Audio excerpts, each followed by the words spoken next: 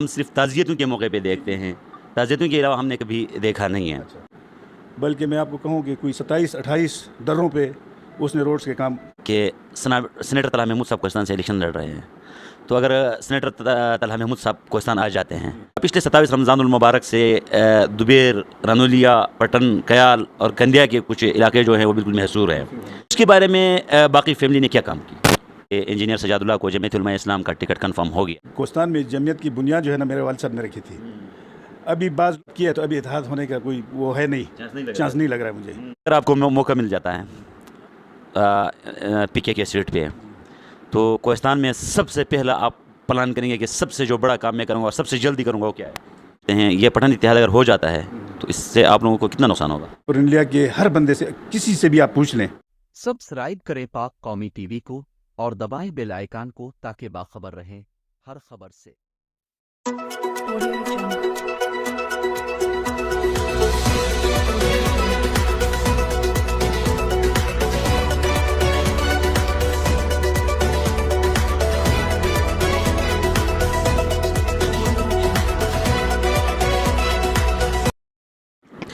अस्सलाम वालेकुम रहमतुल्लाहि व बरकातुहू। नाज़रीन, मैं हूं से जुमा शाह जलाली और आप देख रहे हैं प्रोग्राम हकीकत क्या है। नाज़रीन, आप सबको मालूम है कि कोहिस्तान 1976 में एक ज़िला बना। उसको ज़िले की हैसियत किसने दी और उसके बाद कोहिस्तान में क्या क्या तरक्याती काम हुए और किसके टीनेवर में हुए, इन सारे बातों की हकीकत जानने के लिए आज हमारे साथ हमारे मेहमान जो हैं वो इंतहाई अहमियत के हामिल हैं, क्योंकि ये मौलाना अब्दुल बाकी साहब के फ़र्जिंद हैं या नशीन हैं। इस सारे मामले में बात करेंगे। एहसानुल्लाह भाई, हमें टाइम देने पर हम आपकी बेहद मशकूर हैं। बड़ी मेहरबानी जुमा सैयद जलाली भाई, बहुत शुक्रिया, आपने अपना कीमती वक्त निकाल के मेरे पास आए, मैं आपका बड़ा ममनून हूँ। बहुत बहुत शुक्रिया। एहसानुल्लाह भाई, सबसे पहला सवाल जो मेरा आपसे है, क्योंकि मौलाना अब्दुल बाकी साहब के कोहिस्तान के लिए बहुत बड़ी कुर्बानियाँ हैं, ये किसी से ढकी छुपी नहीं है। मसलन कुछ लोगों की ये आरा होते हैं कि जो इत्तेहादिज़्म है वो हमेशा इलाकों को ले डूबा है, लेकिन मैं एक मिसाल देता हूँ कि अगर इत्तेहादिज़्म के पीछे जाते हैं तो मौलाना अब्दुल बाकी के पीछे जाएँ, क्योंकि इस इत्तेहादिज़्म से हमने जो फ़ायदा उठाया है वो हम बतौर मिसाल पेश कर सकते हैं। लेकिन जब मौलाना साहब इस दायरे फ़ानी से चले गए तो उसके बाद ये जो जानशीनी थी, जो सियासी अमल था, वो वो उबैदुल्लाह साहब और महबूबुल्लाह साहब को मिल गए। तो उसमें बाद में फिर मौलाना उबैदुल्लाह साहब का भी ज़बरदस्त टीनेवर रहा। उसके बाद जब वो भी इस दुनिया से चल बसे तो उसके बाद ये जो MP आया वो सजादुल्लाह आया। तो आपके जो ख़ानदान है वो तो वहाँ से ज़िला कोहिस्तान से यहाँ मुंतकिल हुए हैं। लोग कहते हैं कि एक मिसाल देते थे कि अगर यार ये लोग जीत गए तो फिर भी इस्लामाबाद के हैं, हार गए तो गिलगित के हैं, ये एक बड़ी मिसाल थी। तो कोई ऐसे प्रोजेक्ट आप लोगों ने या कोई ऐसे काम मौलाना साहब के जाने के बाद आपने कोहिस्तान में की हो कि जिसको हम कोहिस्तान के आवाम को दिखा सकें कि ये काम इन्होंने किया है? हाँ, जलाली साहब, बात इस तरह है, काम तो हमने इतने किए हैं कि आपको क्या बताऊं, लेकिन जो वालिद साहब के काम तो आप जितने हैं, उस वक्त तो कोहिस्तान एक था और डिस्ट्रिक्ट एक था। और ये सबसे पहले जो आपने जो सवाल किया है इत्तेहाद का, तो मेरे वालिद साहब कोई कुरे पे नहीं आए थे, मुश्तरका उनने चुन के, बंदे को चुन के मुंतखब किया था और उसकी जो कोशिशें थी वो आप लोगों के सामने थी। सर, यहाँ मैं इस बात इसलिए कहता हूँ कि हमारे जो इत्तेहाद हुआ था इस मरतबा वो भी बंदे को चुन के हुआ था कि फ़लाँ बंदा, वो भी कुरानदाजी नहीं थी, लेकिन इसको मैं बतौर मिसाल इसलिए पेश किया था कि इसको भी चुन लिया गया था। अच्छा, तो बात यह है कि हर बंदे के अपने अपनी खुसूसियात होते हैं। बाज़ सादा टाइप के होते हैं तो वो आगे काम नहीं कर सकते। तो हमारे जो इस दफ़ा जो MP साहब थे वो सादा सा आदमी था, तो बस कुछ उसकी अपनी कमज़ोरियाँ थी जिसकी वजह से वो आगे काम नहीं कर, लेकिन काम तो उसने भी काफ़ी किए। ठीक है, तो सवाल मेरा ये था कि आपके जो साहब के बाद, दोनों मौलाना साहब के बाद आपके फैमिली ने सजादुल्लाह जो MP बना, महबूबुल्लाह जान साहब MNA थे, तो कोई इलाके में ऐसे काम किए हो कि जिसको आप बतौर सबूत पेश कर सके कि हमने ये काम किया है? इस तरह तो बहुत से काम किए। हमारे बनखड़ के रोड्स आप देखें तो 1 साल के अंदर 5 स्कूलें उसने दी थी, और मेरे ख्याल आप इंडिया के हर बंदे से, किसी से भी आप पूछ लें, उसने घर घर वाटर सप्लाई दी थी। 2 वाटर सप्लाई जो मैं बज़ात खुद उसमें गवाह हूँ, 2.5 करोड़ रुपए के 2 वाटर सप्लाई थी, एक गंडो का, एक चोया का, बड़े बड़े वाटर सप्लाई दिए हुए थे। तो कुछ तो खैर सैलाब की नज़र हो गए उसमें वाटर चैनल उसने दिए थे। महबूब चाचा के दौर में जनरेटर दिए गए थे।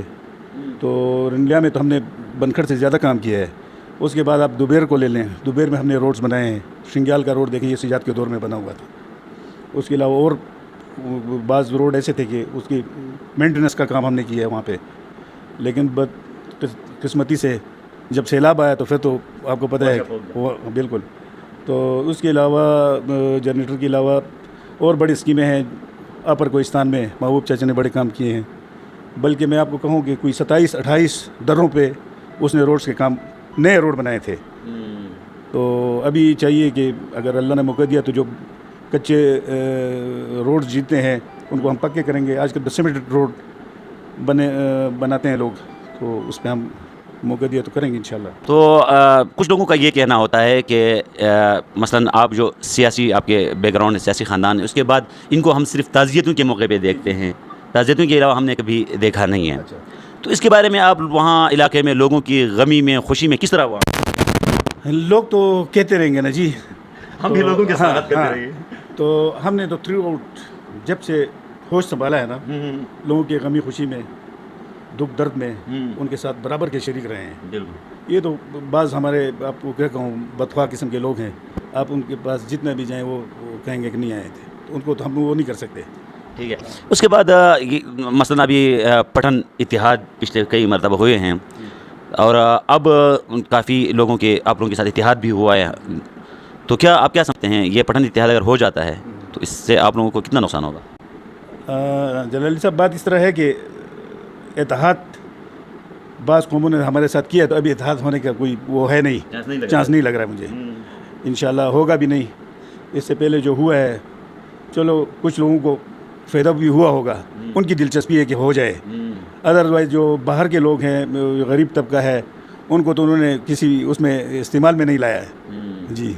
और ज़राए के मुताबिक, कुछ ज़राए के मुताबिक हमें ये बात पहुंची है कि इंजीनियर सजादुल्लाह को जमीयत उलमा इस्लाम का टिकट कंफर्म हो गया है।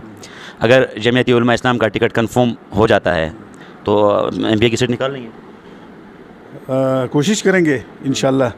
जमीयत में इस तरह है कि जमीयत, ये कोस्तान में जमीयत की बुनियाद जो है ना, मेरे वालिद साहब ने रखी थी। अभी बाज़ लोग ऐसे आए हैं कि वो जमीयत को कब्ज़े करने के चक्कर में हैं, तो हम इस तरह नहीं होने देंगे इंशाल्लाह। जमीयत सबका है और सब मिल के जमीयत को हम आगे लेके जाएंगे। अगर आपको मौका मिल जाता है PK के सीट पे, तो कोहिस्तान में सबसे पहला आप प्लान करेंगे कि सबसे जो बड़ा काम मैं करूँगा और सबसे जल्दी करूँगा, वो क्या है?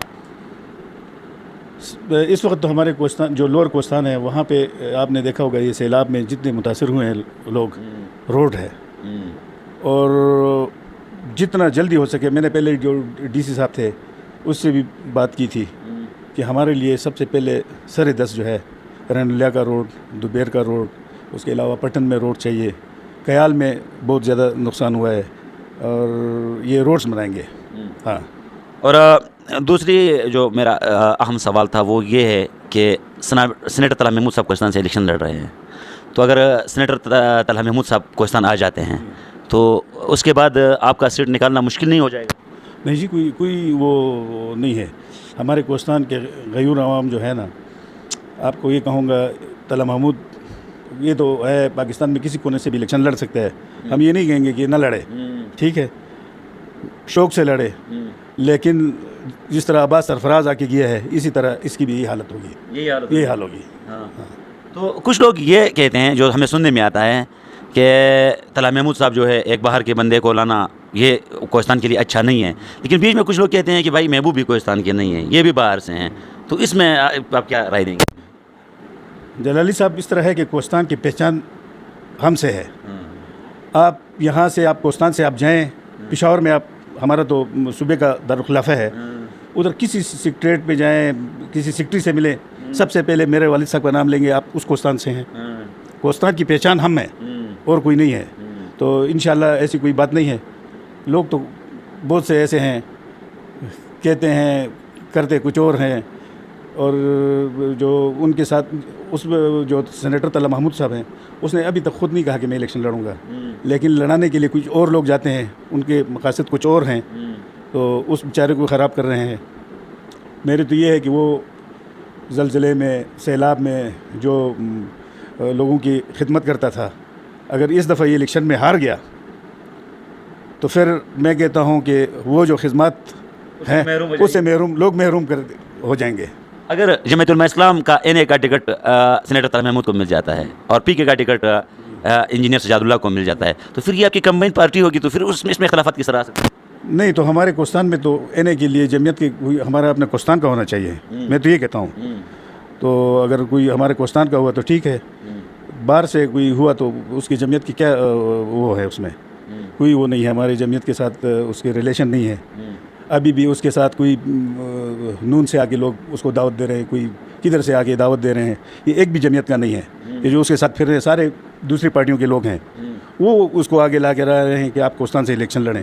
ये क्या तुक बनता है? नहीं, अगर जमीयतुल इस्लाम उसको टिकट दे देती है तो फिर ये तो बहुत बड़ा मसला होगा, क्योंकि एक कैंडिडेट पीके में जमीयतुल इस्लाम का आता है, एक एनए में आता है, और फिर अगर पीपी से भी एनए का वो आ जाता है तो फिर ये एक सीट पे दो कैंडिडेट तो नहीं होंगे, एक ही उसके। नहीं, वो फिर लोगों की अपनी चॉइस है, जिसको पसंद करें दे दें, बेशक। इसके अलावा आखिरी पिछले 27 रमज़ानुल मुबारक से दुबेर, रनोलिया, पटन, कयाल और कंदिया के कुछ इलाके जो हैं वो बिल्कुल महसूर हैं। ख़ासकर दुबेर और रनोलिया के हवाले से वहाँ एक किस्म की वापडा गर्दी है।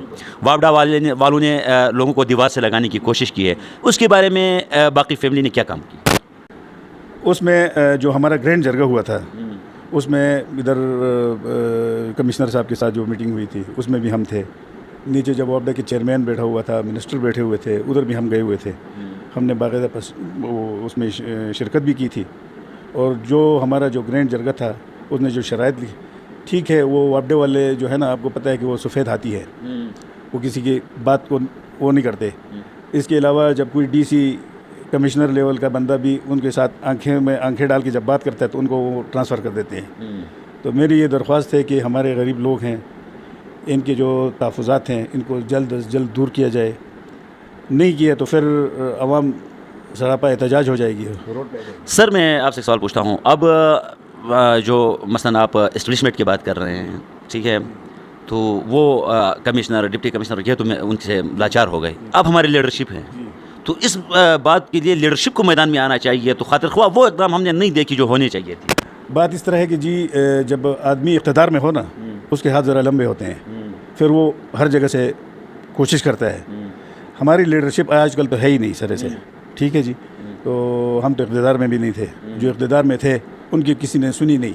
वो ऐसे थे कि वो जो टास्क पे आए हुए थे बेचारे, उनको यही सारा कुछ पता है। ये टास्क से लोग आते हैं, ये अगले साल फिर नहीं होते हैं, तो इसलिए उनकी बात नहीं मानी जाती है।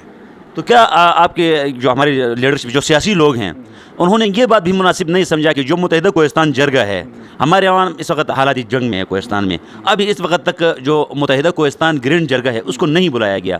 तो क्या ये मुनासिब नहीं समझा कि ये ग्रैंड जरगा आगे इस पूरे जो दुबेर और रनोलिया और पटन के अवाम महसूर है, उनकी कोई मदद की जाए? नहीं, इंशाल्लाह हमारी कोशिश है अभी लोगों से मिल के एक ग्रैंड जरगा बना के हम फिर आएंगे, और यहाँ पे जो बड़े हैं साहिब इक़्तिदार में जो हैं उनसे फिर इंशाल्लाह हम कोशिश करेंगे मिल के। हाँ बिल्कुल, इंशाल्लाह। तो बिल्कुल ये बातें जो एहसानुल्लाह बाकी के साथ हुई, बहुत ज़बरदस्त हमारा गुफ्तगू रहा। मेरे भी तमाम सियासी जो लीडर्स हैं उनसे यही गुजारिश है कि सारे इख्तिलाफ़ात को भुलाकर, सारे जो डला जुम्बा वगैरह इससे को भुलाकर फिलफोर कोहिस्तान के मसाइल पर तवज्जो देनी होगी। और अगले प्रोग्राम तक दीजिए इजाज़त।